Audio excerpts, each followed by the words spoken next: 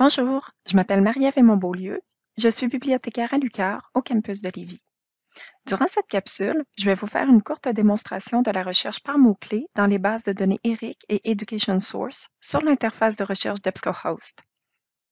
Il s'agit de deux bases de données dont la consultation est fortement recommandée pour les étudiants en sciences de l'éducation. On y retrouve de la documentation scientifique et professionnelle spécialisée en sciences de l'éducation. Je vous mentionne rapidement que vous pouvez consulter d'autres bases de données offertes sur EBSCO si votre sujet s'y prête.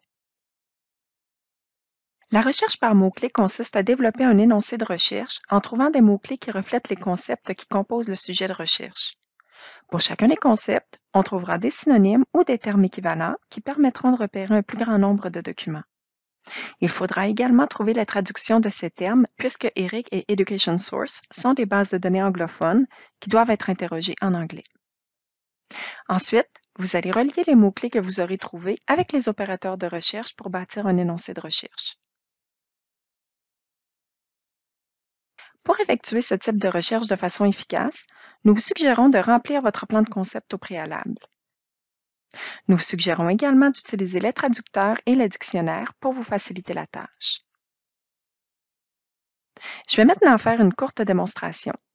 Pour ouvrir ces deux bases de données, on peut passer par le guide par discipline en sciences de l'éducation et choisir ERIC. Vous pouvez faire ce choix directement sur la page d'accueil ou bien sous l'onglet Articles.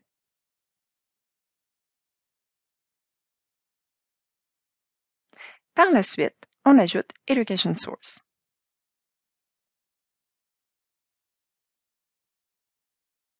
Je cherche sur l'impact de l'éducation environnementale auprès des élèves du primaire sur leur attitude face à l'environnement. Un petit conseil, il est plus facile de chercher un concept par boîte de recherche. J'inscrirai par exemple les mots-clés qui représentent l'éducation primaire dans ma première boîte. Et ainsi de suite pour les deux autres boîtes de recherche, le concept d'éducation environnementale dans la deuxième boîte et le concept d'attitude dans la troisième.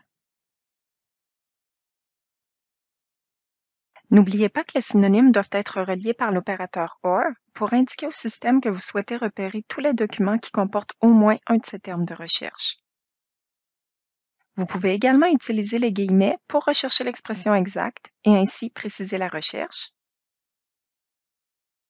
Finalement, l'astérisque est le symbole de la troncature. Elle permet de trouver tous les termes ayant la même racine. Pour préciser la recherche, je peux utiliser les limites avant de lancer la recherche ou les filtres après l'avoir lancée.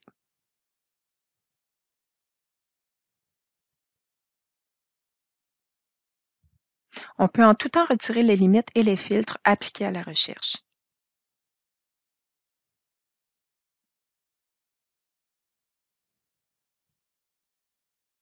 Quand vous avez lancé votre recherche, vous devez faire une première évaluation des résultats obtenus. S'ils ne sont pas satisfaisants, il faut modifier l'énoncé de recherche ou tenter une autre technique. Si une notice nous intéresse, on peut cliquer sur son titre pour ouvrir la notice complète. On y retrouvera la description complète du document. On pourra également utiliser les outils disponibles pour sauvegarder, partager ou citer les références.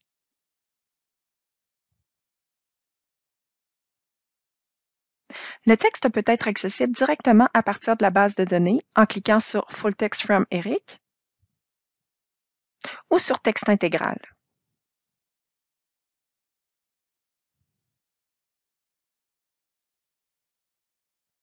Si le texte de l'article n'est pas disponible dans la base de données, il faut vérifier sa disponibilité en cliquant sur le bouton Obtenir. Vous pourrez alors accéder au texte si la bibliothèque est abonnée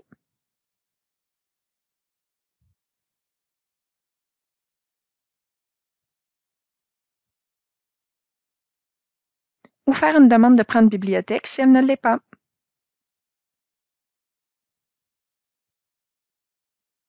À votre tour d'expérimenter la recherche dans ERIC et Education Source, gardez en tête que vos bibliothécaires sont là pour vous accompagner en cas de besoin. N'hésitez pas à nous contacter.